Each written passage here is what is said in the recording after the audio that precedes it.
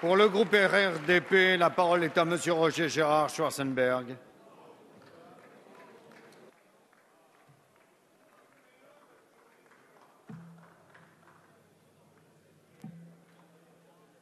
Monsieur le Président, Monsieur le Premier ministre, Mesdames et Messieurs les ministres, le gouvernement a donc décidé d'engager sa responsabilité sur le vote du projet de loi pour la croissance et l'activité.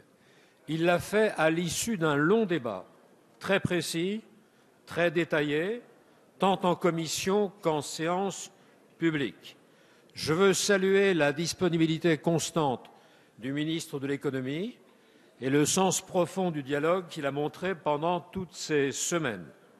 Je veux aussi le remercier d'avoir accepté un grand nombre d'amendements de notre groupe par rapport à son texte initial. Ce projet de loi, qui comportait déjà initialement 106 articles, présente une forte singularité, celle de porter sur des domaines nombreux et divers. Alors, naturellement, on peut porter un jugement positif sur telle disposition et un jugement plus nuancé, voire réservé, sur telle autre. Mais le vote d'aujourd'hui est nécessairement global. Il faut bien porter un jugement d'ensemble en s'attachant à l'essentiel. Ce jugement d'ensemble, pour notre groupe, est favorable, car ce projet de loi se fonde sur deux axes principaux qui sont porteurs de progrès. Le premier objectif, c'est de libérer l'activité, c'est de la libérer dans certains secteurs où elle se trouve freinée ou entravée par des blocages, des usages archaïques, voire des rentes de situation. À titre d'exemple, il est utile de rénover le régime de certaines professions libérales réglementées pour les ouvrir davantage ou plus facilement à la nouvelle génération. L'action très forte, très insistante, menée par les lobbies contre ces réformes est d'ailleurs une preuve du caractère innovant et anticonservateur de ces mesures. D'une manière plus générale, il s'agit de booster l'activité, de stimuler la croissance et donc l'emploi, qui est évidemment la priorité fondamentale pour notre pays. Simultanément, ces réformes visent à faire réaliser des économies à nos concitoyens. L'ouverture des lignes d'autocars sur le territoire national créera d'autres moyens de transport plus économiques que ceux existant actuellement. La réforme du permis de conduire, qui est parfois pour les jeunes un passeport pour l'emploi, rendra celui-ci moins long et donc moins coûteux à obtenir. Les nouvelles règles relatives au secteur autoroutier concédé permettront de mieux réguler les tarifs de péage devenus souvent excessifs. La réforme de la fixation des tarifs réglementés de plusieurs professions juridiques permettra aussi de parvenir à des conditions plus favorables. Toutefois, s'agissant des modalités du travail dominical, je voudrais indiquer deux réserves. D'une part, il serait préférable sans doute que les contreparties salariales comportent un seuil minimal qui soit fixé par la loi elle-même, sans être renvoyé à un accord de branche, ni surtout à un accord d'entreprise, le dialogue social pouvant y être assez déséquilibré et asymétrique. D'autre part, le mode de création des zones touristiques internationales apparaît peu satisfaisant. En effet, celles-ci seront délimitées par les ministres chargés du travail, du commerce et du tourisme. Ce sont donc trois ministres seulement d'ailleurs, qui décideront au sommet de l'État sans avoir besoin d'un avis conforme du maire qui, lui, est sur place et connaît évidemment mieux la réalité locale. Bref, c'est plutôt l'inverse de la décentralisation et du rôle nécessaire des élus locaux. Cela dit, le vote d'aujourd'hui n'est pas un vote final, terminal. L'étape parlementaire d'aujourd'hui n'est pas un terminus. Il y aura d'autres lectures, dont celle au Sénat, qui pourront permettre d'apporter des précisions complémentaires, des modifications, des infléchissements, peut-être. Le processus législatif n'est pas terminé, il commence, il est assez début. Il y a ce texte, mais il y a aussi le contexte, il y a aussi des circonstances particulières dans lesquelles vit aujourd'hui notre pays. La période actuelle n'est pas une période banale, usuelle, elle n'est pas, on le sait bien, une période comme les autres. Aujourd'hui, la violence, le fanatisme, le terrorisme sont à l'œuvre sur notre sol. Face aux attentats de janvier, notre nation tout entière s'est dressée pour refuser l'inacceptable. Elle l'a fait avec dignité, avec noblesse. Ce grand élan populaire du 11 janvier montre la volonté de s'unir quand l'essentiel est en jeu. Dans les circonstances présentes, le temps n'est pas aux divergences, même légitimes, il est au rassemblement autour des grandes valeurs républicaines. Alors que le pays manifeste un profond désir d'unité sur l'essentiel, ses représentants, ici au Parlement, ne peuvent pas oublier cette aspiration profonde. Ils ne peuvent pas sembler donner la priorité à des divergences, parfois secondaires. Si l'Assemblée donne une image de division alors que nos concitoyens aspirent à l'unité, elle risque d'être mal comprise de ceux-ci et de décevoir leurs attentes. De quoi demain sera-t-il fait? Excellente prévision. Nous faisons toute confiance au Premier ministre et à son gouvernement pour continuer à agir pour le progrès et agir pour la défense des valeurs républicaines. Agir pour le progrès depuis avril 2014, sous votre conduite, Monsieur le Premier ministre, plusieurs réformes ont été décidées ou mises en œuvre qui concernent très concrètement la vie de nos concitoyens.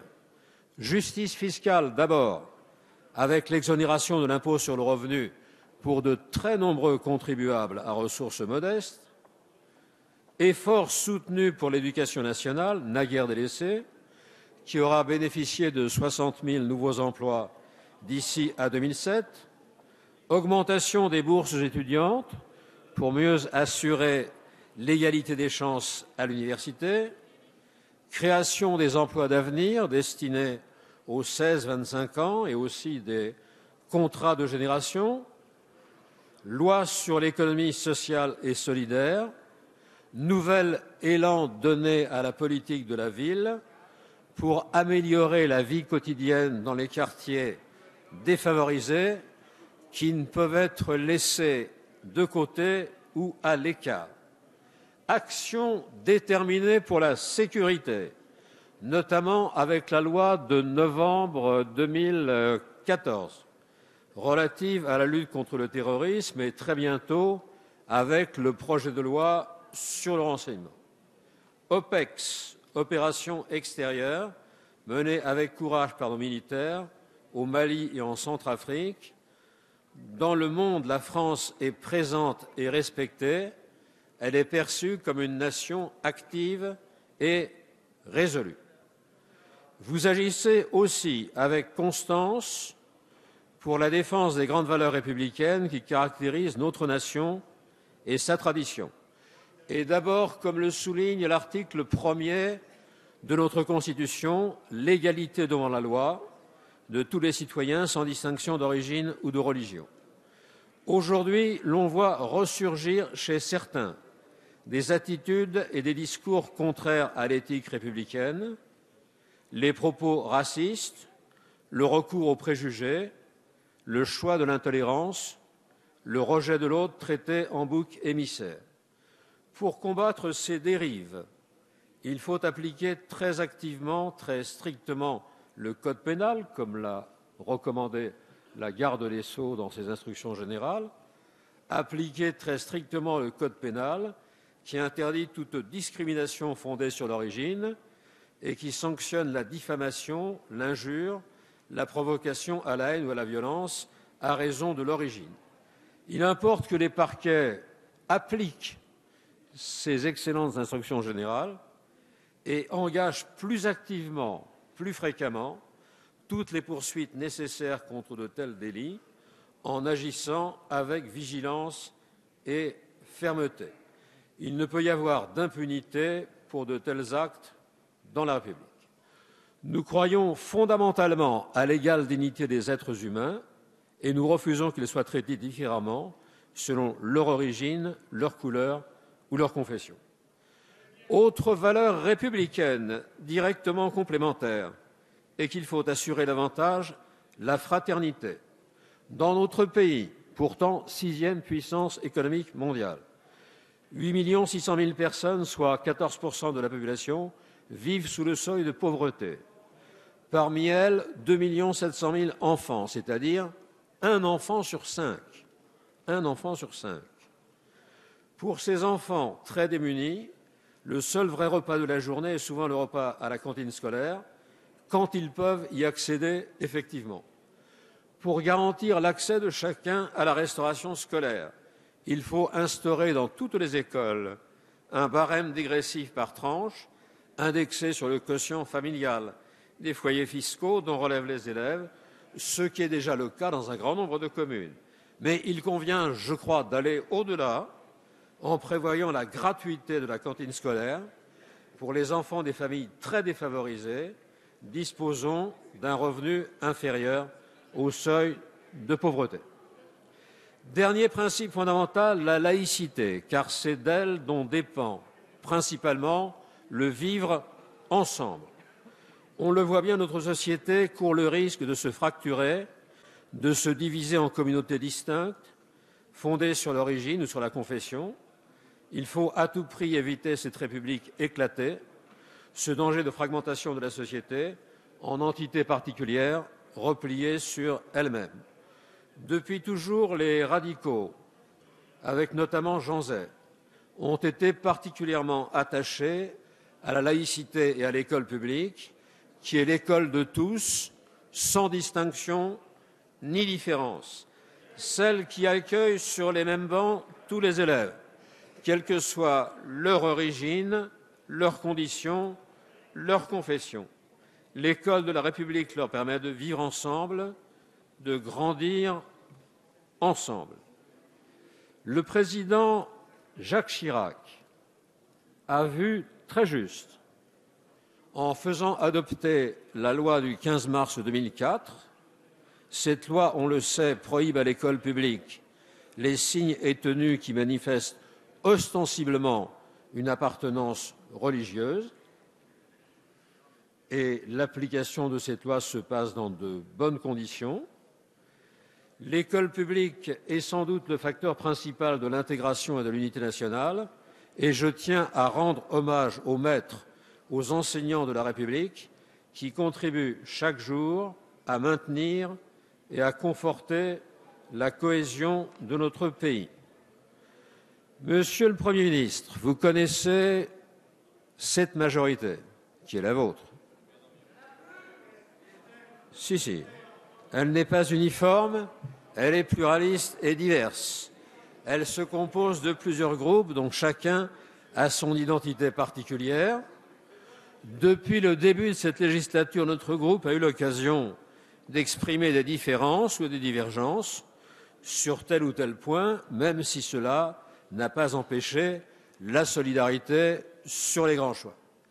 Bien sûr, nous ne sommes pas d'accord sur tout, sur la totalité des décisions, mais nous sommes d'accord sur beaucoup, et notamment sur l'essentiel.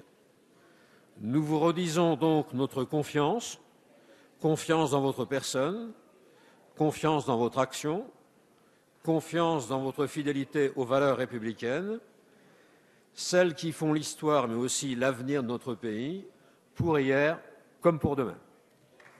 Merci, Monsieur Schwarzenberg.